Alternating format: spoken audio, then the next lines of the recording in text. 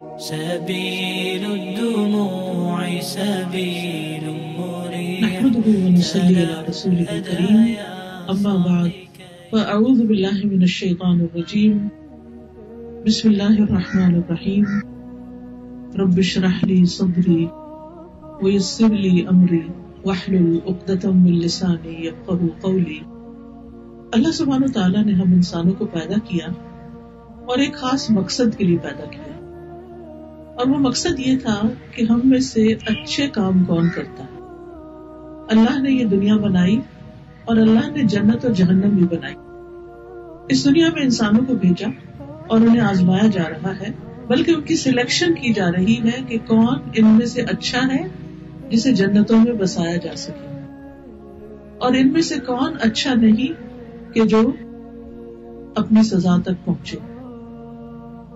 ہم میں سے ہر شخص اللہ سبحانہ وتعالیٰ اسے یہ دیکھ رہا ہے کہ ہم ڈفرینٹ سچویشنز میں کرتے کیا ہیں، ہمارے ایکشنز کیا ہیں، نارملی ہم کیا کچھ ہماری روٹین ہے، ہمارا صبح اور شام کا طریقہ کیا ہے، ہم دن کیسے گزارتے ہیں، ہم رات کیسے گزارتے ہیں، ہم سردیاں کیسے گزارتے ہیں، ہم گرمیاں کیسے گزارتے ہیں، ہم اپنے پروفیشنل لائف میں کیسے ہیں، ہم اپنی پرسنل لائف میں کیسے ہیں. تو یہ ہم سب سے دیکھا جا رہا ہے اور اس سے کوئی بھی مبرہ نہیں. کوئی عام انسان ہو، کوئی خاص انسان ہو، کوئی جوان ہو، کوئی بوڑھا ہو، سب پر اللہ کی نظر ہے. خود بھی اللہ سبحانہ وتعالیٰ خود ہر ایک کو واچ کر رہے ہیں. ان کل نفس لما علیہا حافظ، کوئی انسان ایسا نہیں کہ جس پر یعنی کوئی نگران نہ ہو، اور وہ نگران حافظ کون ہے؟ وہ اللہ سبحانہ وتعالیٰ خود ہی ہے. اسی طرح ہر انسان کے ساتھ اس نے 2 فرشتے رکھے ہیں جن کو کرامن کاتبین کہا جاتا ہے، یعنی معزز فرشتے. یہ فرشتے جو ہیں یہ انسان کے ہر عمل کو لکھ رہے ہیں. جو کچھ بھی ہم کرتے ہیں وہ سب کا سب لکھا جا رہا ہے، حتیٰ کہ ہمارے منہ سے ایک آہ بھی نکلتی ہے، ہائے بھی نکلتی ہے، وہ بھی لکھ لیتے ہیں. چاہے ہم کوئی کام کی بات کریں یا بیکار کی بات کریں، وہ سب لکھا جاتا ہے.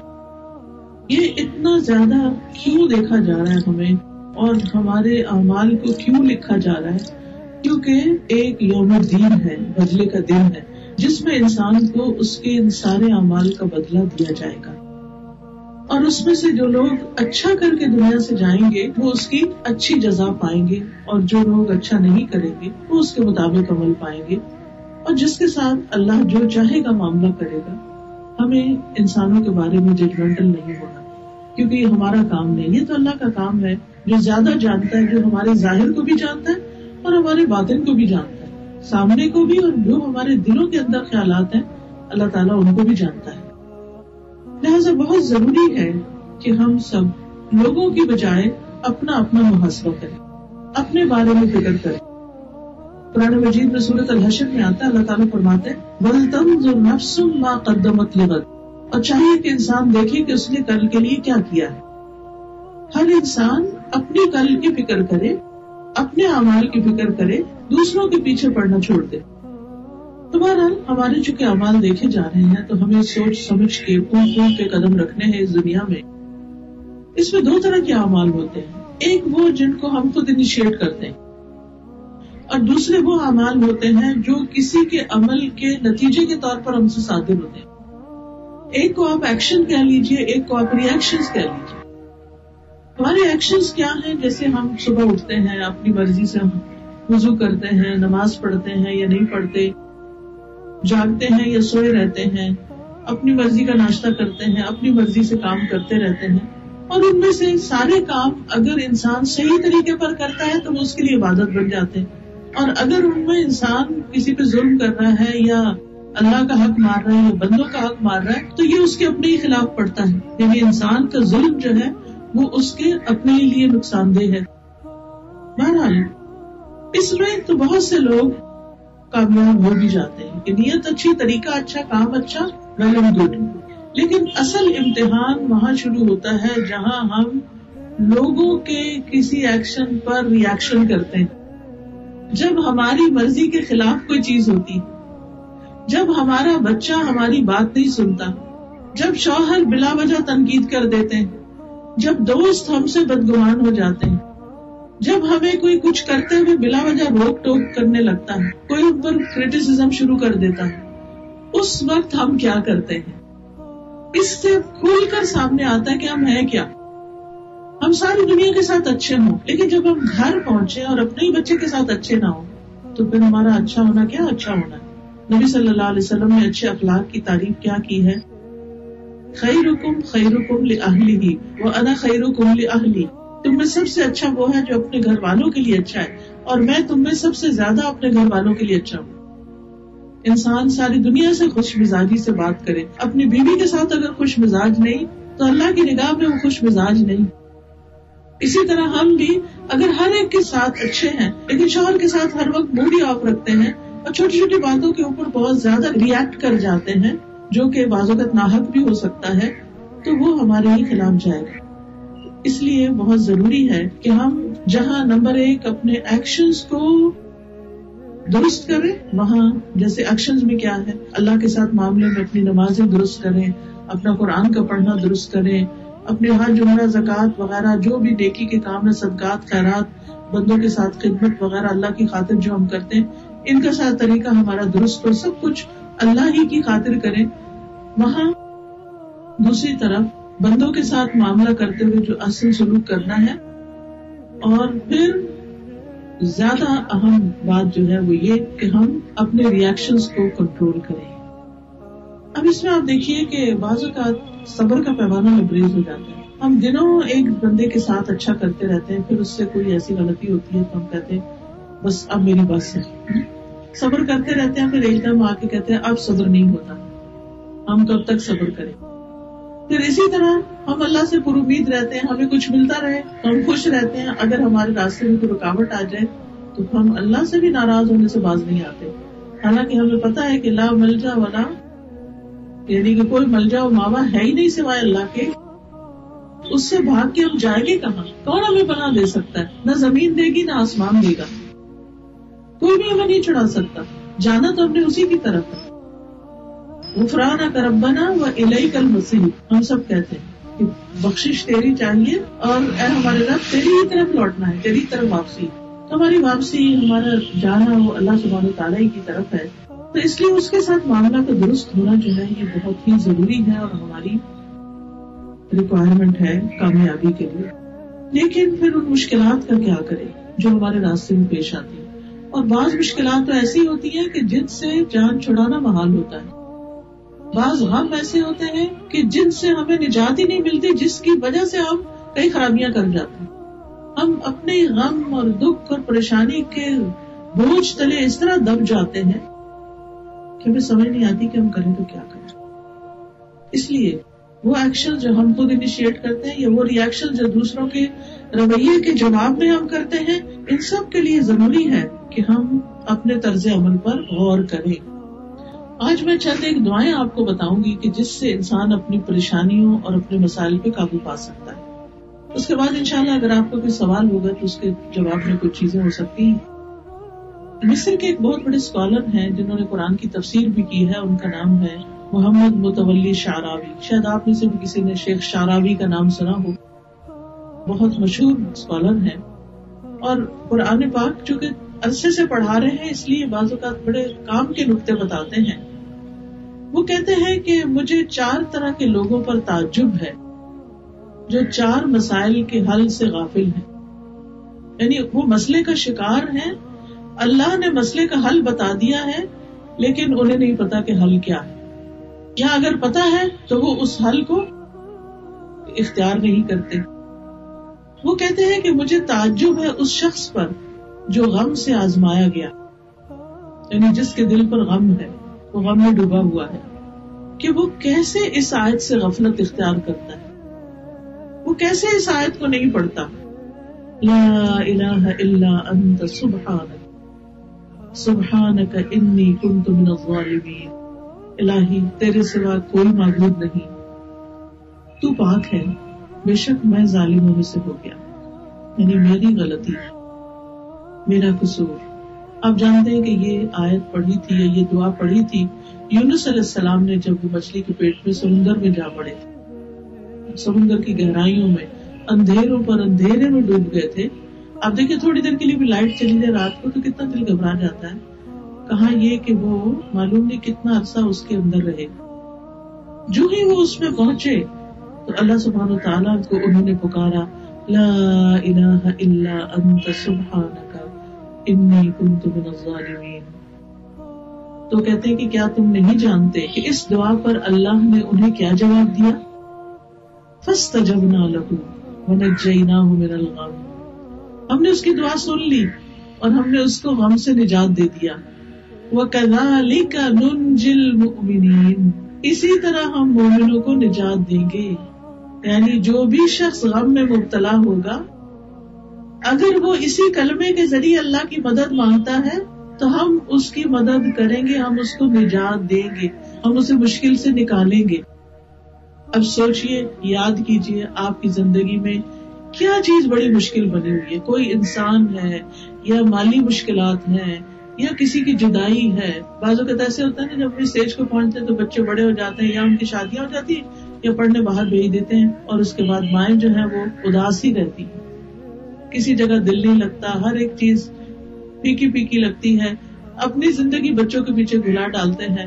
وہ خوش ہیں تب بھی, وہ خوش نہیں تب بھی, وہ چھوٹے ہیں تب بھی. ماؤں کا تو سب سے بڑا غم اولادی بن جاتا ہے. تو ایسی صورت میں جب یاد آئے, جب دل اداس ہونے لگے, جب پریشانی چھانے لگے, فوراً تسبیح اٹھائے اور اللہ کا ذکر شروع کرے. لا الہ الا انت سبحانک انی کنت من الظالمین کا ورد کرنا شروع کر دیں. اب اس میں آپ دیکھیے کہ بعض اوقات ہم پڑھتے ہیں لیکن خود ساختہ طریقے اختیار کیے ہوئے. کہیں میں نے دیکھا کہ لوگوں نے پانی کے پیالے رکھے اور اس میں تسبیحیں ڈبوئی ہوئی ہوں اور ان پہ پڑھ رہے ہیں. یہ بھی ایک خود ساختہ تکلف کی بات ہے. اس کی کوئی ہمیں نہ طریقہ بتایا گیا اور نہ ہی کچھ کہا گیا, بس صرف یہ جملہ دہرانا ہے اور اسی جذبے اور اسی خشوع اور اسی سنجیدگی اور اسی اخلاص کے ساتھ پڑھنا ہے جس کے ساتھ یونس علیہ السلام نے پڑھا تھا. اور وہ کیا تھا کہ دل کی گہرائیوں سے. آپ دیکھیے کہ جو شخص کسی قید خانے میں ہو, کوئی شخص کہیں کنفائن ہو گیا ہو, کہیں پھنس گیا ہو, کبھی ہو سکتا ہے آپ کسی لفٹ میں چڑھے اور وہاں بجلی چلی گئی اور لفٹ کا دروازہ اندھیرے میں بند ہو گیا ہو. کچھ لوگوں کو ایسا فوبیا بھی ہوتا ہے کہ وہ بند جگہ پہ نہیں جا سکتے, اور کہیں واش روم کی کنڈی کھٹک گئی اور وہ کھل نہ رہی ہو یا دروازہ نہ کھل رہا ہو تو دل کا حال کیا ہوتا ہے. تو یونس علیہ السلام کے تو مچھلی کے پیٹ میں چلے گئے تھے, وہاں تو نہ کنڈی تھی نہ دروازہ تھا, نہ کچھ توڑ سکتے تھے نہ کچھ, اور اگر باہر نکلتے بھی تو کہاں جاتے. سمندر کی گہرائیوں میں بچنے کا کوئی راستہ نہیں تھا. اور یہ سچی سٹوری ہے, سچی بات ہے. اس جگہ سے اللہ نے ان کو نکالا, چونکہ مچھلی کے پیٹ میں اسٹامک میں ایسڈ ہوتا ہے, لہٰذا ان کا جسم جو تھا وہ کچھ اسکن ڈیزیز ان کو ہو گئی, اس سے اسکن پرابلم ہو گیا. تو اللہ کے حکم سے مچھلی نے ان کو کنارے میں لا کے اگل کے ڈالا. اللہ نے ان کے اوپر ایک بیل اگائی, کدو کی بیل تھی, جس سے انہوں نے پھر کھایا بھی اور اس کا سایہ بھی انہیں ملا. اور کس طرح اللہ نے ان کو اس مشقت سے نجات دے دی. فاستجبنا لہ ونجیناہ من الغم وکذالک ننجی المؤمنین. یہ جو جملہ ہے نا, وکذالک ننجی المؤمنین, اسی طرح ہم مومنوں کو, ایمان والوں کو بچا لیا کرتے ہیں, ان کو بھی نجات دیتے ہیں. اس میں خوشخبری ہے ہم سب کے لیے. یاد رکھیے شیطان خوش ہوتا ہے بندے کو غمگین کر کے, کیونکہ وہ دشمن ہے نا. کسی کا بھی دشمن کیا چاہتا ہے کہ جس سے اس کی دشمنی ہے اس کی زندگی میں کوئی خوشی نہ ہو, اس سے حسد کرتا ہے, اس کو تکلیف دیتا ہے, اس کو پریشان رکھتا ہے. شیطان بڑا خوش ہوتا ہے جب مومن غمگین ہوتا ہے. تو ہم نے اپنے دشمن کو خوش نہیں ہونے دینا. آپ دیکھیں بعض اوقات ہمیں پتا ہوتا ہے نا کہ کچھ لوگ جو ہیں ہمیں واچ کر رہے ہوتے ہیں اور وہ ہماری کسی خوشی سے خوش نہیں ہوتے, تو ہم ان کے سامنے اپنے آپ کو اور کمپوز کر لیتے ہیں اور ظاہر ہی نہیں ہونے دیتے کہ ہمیں کوئی کمی ہے یا ہمیں کوئی تکلیف ہے. ہم اپنے اوپر ایک ایسی کیفیت لاتے ہیں کہ کوئی ہمیں یہ نہ کہے کہ یہ پریشان ہے. تو مزہ آیا کہ پریشانی آئی اس کو. کسی دشمن کو اپنے اوپر ہنسنے نہیں دیتے. تو ہم شیطان دشمن کو اپنے اوپر کیوں ہنسنے دیں. کسی بھی غم اور پریشانی کو یاد کر کے پڑھیے لا الہ الا انت سبحانک انی کنت من الظالمین. سبحانک, تو پاک ہے. یعنی اگر مجھ پہ یہ مصیبت آئی ہے تو میں تجھے بلیم نہیں کرتی. کچھ لوگ تو اللہ کو بلیم کرنے لگتے ہیں, وائی می. نہیں, اللہ اس میں کوئی ضرور حکمت ہے. آپ دیکھیے کہ سونے کو جب خالص کرنا ہو تو اسے بھٹی میں ڈالا جاتا ہے, اسے پگھلایا جاتا ہے, اسے سخت گرم کیا جاتا ہے, اسی طرح جس انسان کو سونا بنانا ہو اللہ اس کو مشکل میں ڈالتے ہیں کہ اس کے سارے میل کچیل، اس کی بری عادتیں، اس کی کمی بیشی ختم ہو جائے اور یہ نکھر کے میچور ہو کے باہر آئے. تو اس لیے بہت ضروری ہے کہ ہم یہ کلمہ پڑھنا نہ بھولیں. لیکن ہوتا پتہ کیا ہمارے یہاں رواج یہ ہے کہ جب کسی کو مشکل آتی ہے وہ لوگوں کو اکٹھا کر لیتے ہیں، انہیں وہ 1.25 لاکھ روپیہ دے کے بٹھا دیتے ہیں، خود کچن میں چلے جاتے ہیں، خود کھانا پینے کا ارینجمنٹ کرنے لگتے ہیں، لوگوں کو ویلکم کر رہے ہوتے ہیں اور لوگوں سے پڑھوا رہے ہوتے ہیں اور لوگ اپنے لیے پڑھ رہے ہوتے ہیں لا الہ الا انت سبحانک انی کنت من الظالمین، میں ظالم. تو گھر والے کو کیا ملا اس سے؟ جو پڑھے گا اسی کو ملے گا نا. تو ہمیں ان معاملوں میں صرف آنکھیں بند کر کے نہیں چلنا چاہیے، سوچنا بھی چاہیے کہ ہم کیا کر رہے ہیں. تو لا الہ الا انت سبحانک، تو پاک ہے، انی کنت من الظالمین، میرا قصور ہے، میری غلطی ہے. یاد رکھیے ہم پر جو آزمائشیں اور تکلیفیں اور غم آتے ہیں اکثر وہ ہماری اپنے ہاتھوں کی کمائی ہوتی ہے. قرآن مجید میں آتا ہے وَمَا أَصَابَكَ مِن مُّصِيبَةٍ فَمِن نَفْسِكَ، تمہیں جو بھی مصیبت پہنچی ہے وہ تمہارے نفس کی طرف سے. ایک اور جگہ پڑھتا فَبِمَا كَسَبَتْ أَيْدِيكُمْ، تمہارے اپنے ہاتھوں کی کمائی ہے. ہم انسان ہیں، ہم سے غلطیاں ہوتی ہیں، دن رات غلطیاں ہوتی ہیں. اللہ تعالیٰ کیا چاہتا ہے کہ ہمیں پاک کر دے. قرآن مجید میں وعدہ بھی کیا گیا ہے قد افلح من تزکا، یقیناً کامیاب ہو گیا جو پاک ہو گیا. تو اللہ سبحانہ وتعالیٰ ہمارا تزکیہ بھی کرتا ہے مشکل میں ڈال کے.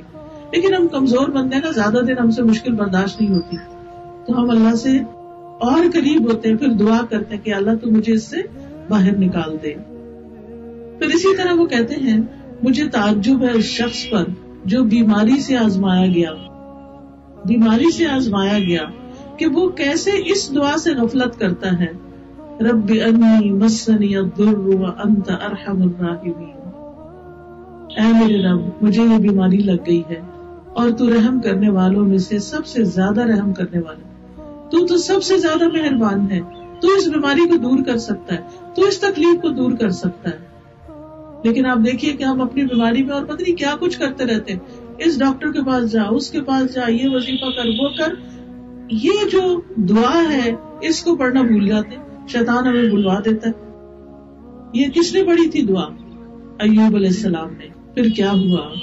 اللہ سبحانہ وتعالیٰ نے فرمایا فاستجبنا له وکشفنا ما به من ضر، تو ہم نے اس کی دعا سن لی اور اس کی جو تکلیف تھی اس سے دور کر دی. کہا جاتا ہے کہ 18 سال تک وہ بیماری میں مبتلا رہے اور اسکن ڈیزیز تھی، سب لوگ ان کو چھوڑ گئے تھے، حتیٰ کہ ان کے اپنے گھر والے بھی، کوئی بھی ان کے پاس نہیں تھا. تو پھر کیا ہوا؟ اللہ سبحانہ تعالیٰ نے ان کی دعا سنی وَكَشَفْنَا مَا بِهِ مِن ضُرٍّ، اللہ نے ان کی بیماری دور کر دی. تو ہمیں بھی کیا کرنا چاہیے؟ بیماریوں کے علاج کے لیے اس وظیفے کو اختیار کرنا چاہیے، یعنی اس دعا کو کثرت سے پڑھنا چاہیے. اچھا کچھ لوگ کہتے ہیں ہم دعا پڑھتے ہیں ہماری دعا نہیں سنی جاتی. ہم دیکھیے یہ تو ایسے ہی جیسے کوئی کہے کہ ہم کھانا پکاتے ہیں ہمارا کھانا ہی نہیں پکتا.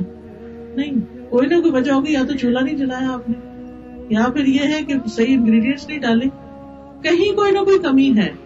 تو اسی طرح جب ہماری دعا نہیں سنی جاتی تو ایسا نہیں اللہ نہیں سنتا، ہمارے مانگنے میں کمی ہوتی ہے، ہم صحیح طور پر نہیں مانگتے، ہم بعض اوقات خود ساختہ طریقوں سے مانگ رہے ہوتے ہیں. تو مانگیے شوق کے ساتھ، والہانہ انداز میں، رو کر، سجدے میں پڑھ کے، قبولیت کے اوقات میں، درود شریف پڑھ کے، تاکہ دعا سنی جائے.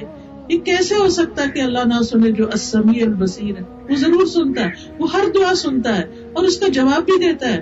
قرآن مجید میں فرمایا وَإِذَا سَأَلَكَ عِبَادِي عَنِّي فَإِنِّي قَرِيبٌ أُجِيبُ دَعْوَةَ الدَّاعِ إِذَا دَعَانِ، میرے بندے جب آپ سے میرے بارے میں پوچھتے ہیں تو بتا دیجیے کہ یقیناً میں قریب ہوں، میں جواب دیتا ہوں پکارنے والے کی پکار کا. جب بھی وہ مجھے پکارتا ہے اللہ تعالیٰ جواب دیتا ہے کہ ہاں میرے بندے. پھر کبھی تو اس کی وہ تکلیف دور ہو جاتی ہے، کبھی اس کو تھوڑے دیر سے ٹھیک کیا جاتا ہے، کبھی اس کا بدلہ آخرت میں دیا جاتا ہے. یہ نہیں ہوتا کہ دعا سنی نہ جائے، سنی جاتی ہے. قبولیت میں کبھی وہی چیز ملتی ہے، کبھی اس سے بہتر چیز مل جاتی ہے، کبھی کوئی بلا ٹل جاتی ہے، کیونکہ ہمیں نہیں پتا ہوتا نا کہ ہمیں کیا چاہیے. ہم سوچتے ہیں ہمیں اچھا گھر چاہیے، یہ نہیں پتا کہ اس گھر پہ جاتے ہی کوئی حادثہ ہو سکتا ہے، اللہ نہ کرے. تو اللہ تعالیٰ وہ دعاؤں کی وجہ سے اس حادثے سے بچا لیتے ہیں ہمیں، اور اس گھر کے ملنے میں تاخیر ہو جاتی ہے. کبھی کہیں جانا ہوتا ہے، بلا وجہ ہی لیٹ ہو جاتے ہیں، ہو سکتا ہے اللہ نے کسی راستے میں ایکسیڈنٹ سے بچایا ہو. تو اللہ کے جو فیصلے ہیں نا ان پہ راضی ہونا چاہیے. جو بندہ اللہ سے راضی ہوتا ہے نا اللہ اس سے راضی ہو جاتا ہے. وہ جو دعا نا صبح شام پڑھنا چاہیے، رضیت باللہ ربا وبالاسلام دینا وبمحمد النبی، میں اللہ کے رب ہونے پہ راضی ہو گئی اور محمد صلی اللہ علیہ وسلم کے رسول ہونے پہ اور اسلام کے دین ہونے پہ میں راضی ہو گئی. تو اللہ سے راضی رہنا چاہیے. اور اس سے ناراض ہو کے کس کے پاس جائیں گے؟ بندے سے ناراض ہو گئے تو اللہ کے پاس جاتے ہیں نا، اس کو شکایت لگاتے ہیں، یا اللہ تیرے بندے میرے ساتھ یہ سلوک کر رہے ہیں، تو ان کو ہدایت دے. لیکن اگر اللہ ہی سے ناراض ہو گئے تو کون سنبھالے گا ہمیں؟ کوئی بھی نہیں ہے پھر. اس لیے کبھی بھی دل میں بھی اللہ سے ناراض نہیں ہونا، چپ کے اس کو پکارتے رہے جس طرح ایوب علیہ السلام نے پکارا. تو بیماری میں یہ دعا بہت فائدہ دیتی ہے. پھر اسی طرح وہ کہتے ہیں مجھے تعجب ہے اس شخص سے جو خوف سے آزمایا گیا کہ وہ کیسے اس آیت سے غفلت برتتا ہے. حسبنا اللہ و نعم الوکیل، کافی ہے ہمیں اللہ اور وہ بہترین کارساز ہے. کبھی کسی چیز کا خوف آ جاتا ہے نا، کہ کئی لوگ ہوتے ہیں ان کو بس ایسے وہم آتے رہتے ہیں، گھر سے نکلے تو ایکسیڈنٹ کہیں نہ ہو جائے. تو ضروری ہے ہر سے کتنے لوگ نکلے ہو کیا سبھی کا ایکسیڈنٹ ہو رہا ہے؟ وہ ہمیں تو وہم بھی ہوتے ہیں. لیکن بہرحال ان وہموں کے علاوہ بھی انسان کیا کرے؟ اپنے رب کو پکارتا رہے. اور جب دل میں خوف آئے، پلے باندھ لے بات، جب دل میں خوف آئے کسی بھی قسم، عورتوں کو اکثر خوف رہتا ہے ہمارا ہسبینڈ دوسری شادی نہ کرے، کسی کو خوف ہوتا ہے کہ پتہ نہیں میرے بچہ نہ مر جائے، کسی کو خوف ہوتا ہے کہ پتہ نہیں وہ میرے فلاں مجھ میں جادو نہ کرتے، کبھی کہیں ہماری بزنس سے نہ چلا جائے، کہیں ہماری جاب نہ چلی جائے، پتہ نہیں یہ ہو جائے گا وہ ہو جائے گا. جب بھی خوف آئے تو کیا پڑھے؟ حسبی اللہ و نعم الوکیل، کافی ہے مجھے اللہ. اللہ ہے نا، جب اللہ ہے تو وہ بچائے گا نا، مشکل آسان ہو جائے گی. تو حسبی اللہ و نعم الوکیل بہترین تصویر ہے کہ کافی ہے مجھے اللہ. اور یہ جو نبی صلی اللہ علیہ وسلم نے پڑھا تھا حسبنا اللہ و نعم الوکیل، یہ ایک جنگ کے موقع پر پڑھا تھا جس میں دشمنوں کے مقابلے کے لیے آپ گئے تھے، لیکن وہ دشمن بھاگ گئے. اللہ تعالیٰ فرماتا ہے فانقلبوا بنعمت من اللہ وفضل لم یمسسہم سوء، بس وہ اللہ کی نعمت اور فضل کے ساتھ واپس لوٹے اور انہیں کوئی تکلیف نہ پہنچی. کہتے ہیں کہ وہاں کافی بزنس ہوا اور بہت سا مال کما کے کئی چیزیں خرید کے واپس اپنے گھروں کو گئے. ایکسپیکٹڈ تھی جنگ اور جنگ کی بجائے وہاں بزنس ہو گیا. لیکن جب لوگوں نے انہیں ڈرایا تھا کہ تمہارا دشمن آ رہا ہے تم پر، تو انہوں نے کہا حسبنا اللہ و نعم الوکیل. اور یہ جنگ احد کے بعد کا واقعہ ہے جب زخموں سے چور تھے وہ لوگ اور پھر بھی دشمن کے مقابلے کے لیے گئے تو اللہ نے ان کی مدد کی. ابراہیم علیہ السلام کو جب آگ میں پھینکا گیا تو اس وقت انہوں نے کہا حسبی اللہ و نعم الوکیل. تو اللہ سبحانہ وتعالیٰ نے کس طرح ان کو بچایا آگ سے. آگ ہی ان کے لیے باغ بن گئی، آگ ٹھنڈی ہو گئی. پھر اسی طرح وہ کہتے ہیں مجھے تعجب ہے اس پر جو لوگوں کے مکر سے آزمایا گیا، کہ لوگ اس کے خلاف چالیں چلتے ہیں. ادھر سے لیگ پولنگ ہو رہی ہے، ادھر سے کوئی سیاست کے لیے جا رہی ہے، ادھر سے کسی کو ڈی گریڈ کیا جا رہا ہے، ادھر سے کوئی مسئلہ کھڑا کیا جا رہا ہے. آپ دیکھیں کہ ہمارے ملک میں خاص طور پر افسوس کے ساتھ کہنا پڑتا ہے کہ کوئی کہیں بھی چین سے بیٹھ کے کوئی کام نہیں کر سکتا، کوئی بڑی کرسی ہو یا چھوٹی کرسی ہو. یعنی کہیں بھی انسان ہو تو اس کو اطمینان نہیں ہوتا کہ میں یہاں جو بیٹھ کے کروں گا وہ کسی پائے بھی چڑھے گا، کسی سرے چڑھے گا یا کچھ. کہیں نہ کہیں سے کوئی نہ کوئی چالیں اندر سے یا باہر سے چلی جاتی. اسی طرح گھروں کے اندر بھی ایسے مسائل ہوتے ہیں. میاں بیوی کو چین سے رہنے نہیں دیتے، کوئی ادھر سے چال چل رہا ہے، کوئی ادھر سے چال چل رہا ہے. کوئی کسی کو کسی اپنے ہی قریبی بہن بھائیوں سے خطرہ ہے، کسی کو اپنے نند سے خطرہ ہے، کسی کو ساس کا مسئلہ ہے، کہیں ساس کو بہو کا مسئلہ ہے. تو اس میں عموماً لوگوں کو شکوہ ہوتا ہے کہ ہم ہسبینڈ وائف تو ٹھیک ہے، وہ لوگ فلاں لوگ جب آتے ہیں تو ان کا موڈ خراب ہو جاتا ہے، ہمارے تعلقات خراب ہو جاتے ہیں. تو ایسے موقعوں پر بھی خوف اپنے اندر سے نکالیے، اپنا معاملہ اللہ کے سپرد کر دیجیے. اس میں آپ دیکھیے کہ وَأُفَوِّضُ أَمْرِي إِلَى اللَّهِ إِنَّ اللَّهَ بَصِيرٌ بِالْعِبَادِ. یہ کس نے پڑھا تھا؟ یہ کلمہ کس نے پڑھا تھا کہ میں اپنا معاملہ اللہ کے سپرد کرتا ہوں؟ اللہ اپنے بندوں کو دیکھنے والا ہے. یعقوب علیہ السلام نے جب انہوں نے اپنا معاملہ اللہ کے سپرد کر دیا تو بات یہ ہے کہ بہت دفعہ ایسا ہوتا ہے کہ اپنے ہی پیارے، اب دیکھیں یعقوب علیہ السلام کس سے آزمائے گئے تھے؟ اپنے بیٹوں سے، کہ جنہوں نے اپنے ہی بھائی کو اٹھا کے کنویں میں پھینک دیا تھا. کبھی ایسا بھی ہوتا ہے اپنی اولاد آزمائش بن جاتی ہے، اپنی اولاد ہی مصیبتیں کھڑی کر دیتی ہے، اپنی اولاد ہی دشمن بن جاتی ہے. اور اس سے بڑا غم کوئی نہیں ہو سکتا کہ جن کو پلکوں پہ پالا، ہر کوئی دکھ تکلیف نہ ہونے دی، وہی کھڑے ہو گئے تکلیف دینے کے لیے. یہ بہت بڑا غم ہوتا ہے. لیکن انسان جب اپنا معاملہ اللہ کے سپرد کر دیتا ہے، اللہ اس کے لیے کافی ہو جاتا ہے کہ یا اللہ یہ معاملہ مجھ سے نہیں سنبھلتا، یہ میرے قابو میں نہیں، یہ میرے بس میں نہیں، تو ہی ان کو سنبھال، تو ہی ان کو ہدایت دے. تو اللہ سبحانہ وتعالیٰ اس معاملے کو اپنے ذمے لے لیتا ہے. اللہ سبحانہ وتعالیٰ نے کیا فرمایا؟ فَوَقَاهُ اللَّهُ سَيِّئَاتِ مَا مَكَرُوا، کہ اللہ نے انہیں تمام چالوں سے محفوظ رکھا جو انہوں نے سوچ رکھی تھی.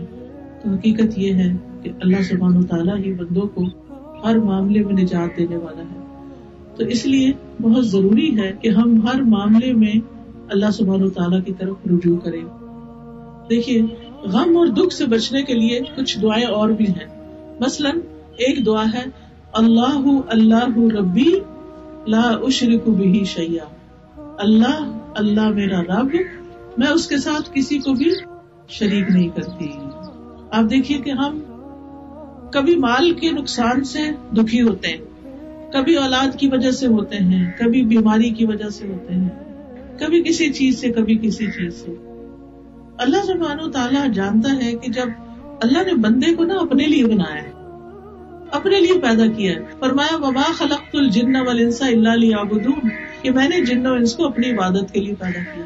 اب بندہ جب اللہ کی عبادت چھوڑ کے اور چیزوں کی طرف زیادہ لگ جاتا ہے تو جس چیز سے وہ اللہ سے بڑھ کے محبت کرتا نا، اللہ تعالیٰ اسی چیز سے اس کو توڑتا ہے. یہ بات یاد رکھیے گا زندگی میں، جس سے ہم محبت زیادہ کرتے ہیں نا، اللہ اسی کے ذریعے ہمیں آزما لیتا ہے. یعقوب علیہ السلام بھی حضرت یوسف سے بہت محبت کرتے تھے، اللہ نے ادھر سے آزمائش بھیجی. جن چیزوں سے، چاہے مال و دولت ہو، چاہے اولاد ہو، چاہے چیزیں ہو، کیونکہ ایمان کی علامت کیا ہے؟ والذین آمنوا اشد حبا للہ، ایمان والے اللہ کی محبت میں سب سے زیادہ شدید ہوتے ہیں. تو جہاں کوئی اللہ سے زیادہ پیارا ہوا، اللہ اسی سے توڑ دیتا ہے بندے کو. تو بندہ پھر کیا پڑھے؟ اللہ میں کسی کو تیرے شریک نہیں کرتا، تو سب سے زیادہ مجھے عزیز ہے، سب سے زیادہ میں تجھ پر ایمان رکھتا ہوں. تو اللہ اللہ ربی، آپ سب پڑھیے اللہ اللہ ربی لا اشرک بہ شیئا، اللہ اللہ ربی لا اشرک بہ شیئا، اللہ اللہ ربی لا اشرک بہ شیئا. جب تک دل سے غم ہٹے نا، پڑھتے رہے پڑھتے رہے، آپ دیکھیں گے آپ کا دل ہلکا ہو جائے گا. دیکھیے ہم باہر کا موسم نہیں بدل سکتے، مثلا سورج نکلا ہوا دھوپ ہے، ہم یہ نہیں کر سکتے کہ سورج کے آگے ہم اپنے آپ کو بچاؤ کر لیتے ہیں، چھاؤں میں چلے جاتے ہیں. ٹھنڈی ہوا چل رہی ہے، ہم کپڑے موٹے پہن لیتے ہیں، ہم ہوا تو نہیں روک سکتے. تو بہت سی چیزیں ہمارے بس میں اور کنٹرول میں نہیں، لیکن اپنے آپ کو ہم پروٹیکٹ کر سکتے ہیں. کبھی اللہ کے ذکر سے، اللہ کے کلمات سے، اللہ کو پکار کے، اللہ کی مدد اور اللہ کی حفاظت سے.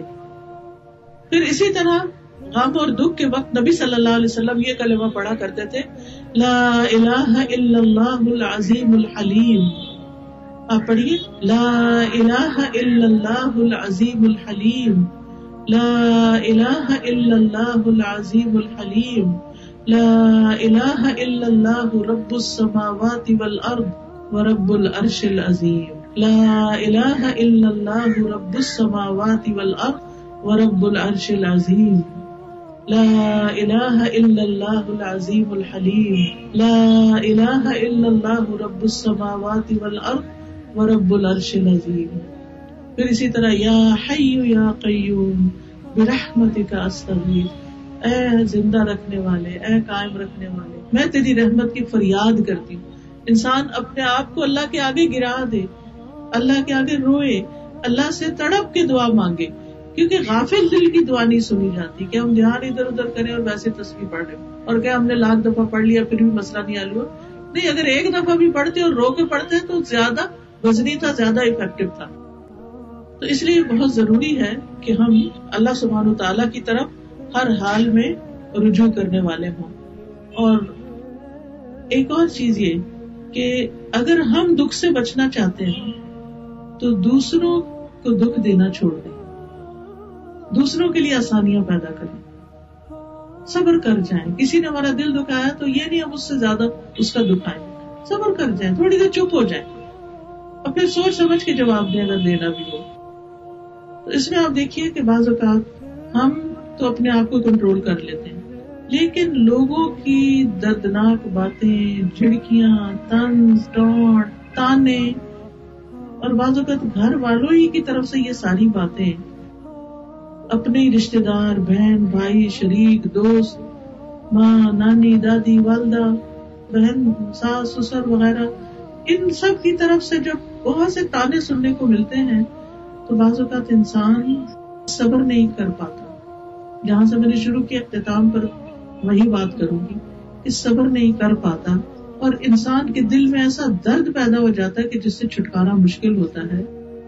تو پھر یہ ہے کہ یہ جو دل تیروں سے چھلنی ہو چکا ہے، اس کے لیے ہم کیا کریں؟ اس مرض کا کوئی علاج ضروری ہوتا ہے. اور پھر آپ دیکھیے کہ بعض اوقات صرف روحانی مرض نہیں رہتا، وہ جسمانی بھی بن جاتا ہے. ہمارے اعصاب بھی متاثر ہوتے ہیں، ہماری عقل بھی متاثر ہوتی ہے. اور جب لوگ اس طرح کی باتیں کرتے ہیں تو ان کے پیچھے ان کی بری نیتیں، مکر، فریب، چال، حسد، بغض، دشمنی، کئی چیزیں ہوتی ہیں. تو یاد رکھیے کہ اس کا بھی حل ہے. اور یہ جو کلمات میں نے آپ کو بتائے ہیں، اس کے علاوہ قرآن مجید میں تسبیح کا ذکر ہے سورۃ الحجر میں. وَلَقَدْ نَعْلَمُ أَنَّكَ يَضِيقُ صَدْرُكَ بِمَا يَقُولُونَ. ہم جانتے ہیں کہ آپ کا سینہ تنگ ہوتا ہے لوگوں کی باتوں سے. یہ باتیں جو لوگ بناتے ہیں آپ کے دل کو تنگ کرتی ہیں.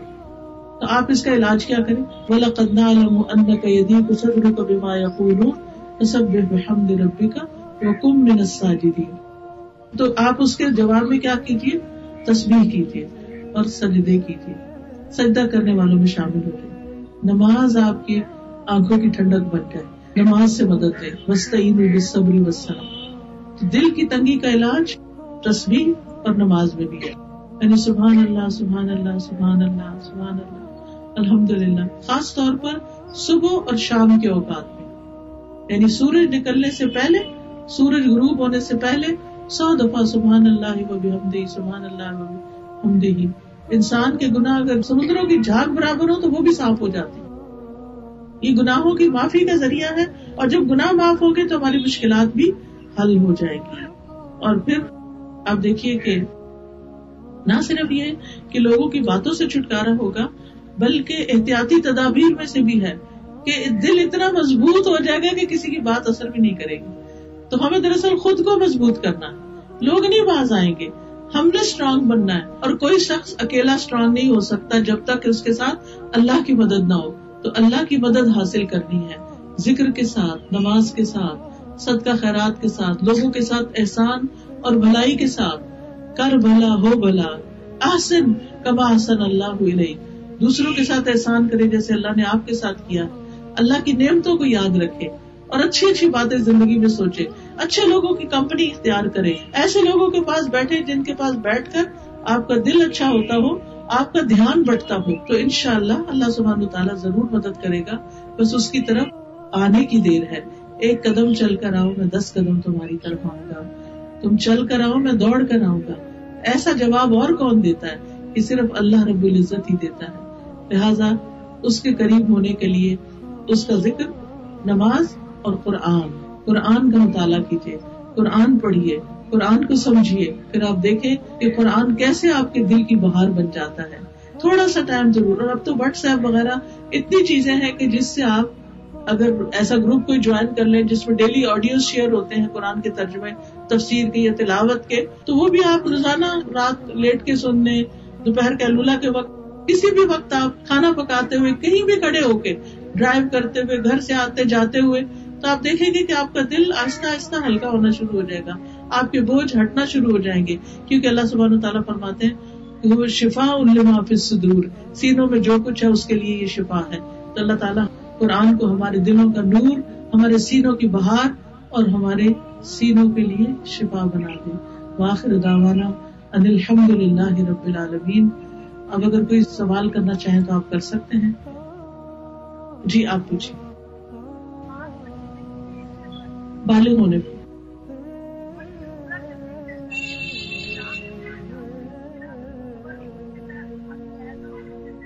نہیں، اس میں یہ ہے کہ گھونگھٹ سا نکال لیں، یعنی نقاب منع ہے، لیکن یہ دوپٹہ لیا ہوا تو آگے کر لیں تھوڑا. وعلیکم السلام ورحمۃ اللہ وبرکاتہ. مجھے یہ پوچھنا ہے کہ جب ہم سجدے میں دعا مانگتے ہیں تو کیا نماز والے سجدے کو زیادہ لمبا کر کے اس میں مانگے یا اسپیشل؟ دونوں طرح مانگ سکتے ہیں، دونوں طرح مانگ سکتے ہیں. صرف یہ ہے کہ عربی میں ہی مانگے کہ جو مانگے سجدے میں، سجدے میں عربی میں عربی میں عربی کی دعائیں جو ہے نا وہی مانگے.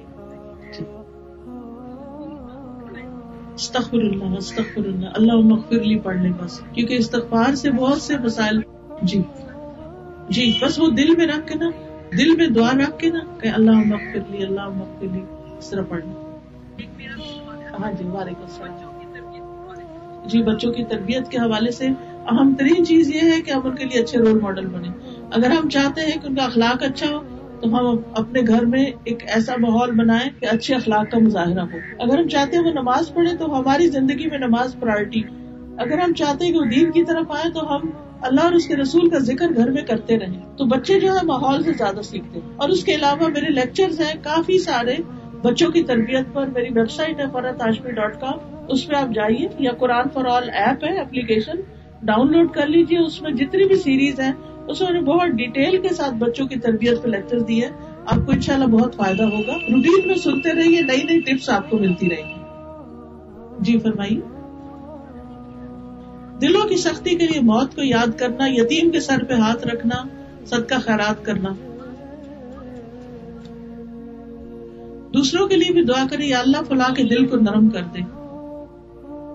میری طرف سے اجازت. سبحانک اللہم و بحمدک، اشہد ان لا الہ الا انت، استغفرک و اتوب الیک. السلام علیکم ورحمۃ اللہ وبرکاتہ. سبيل الدموع سبيل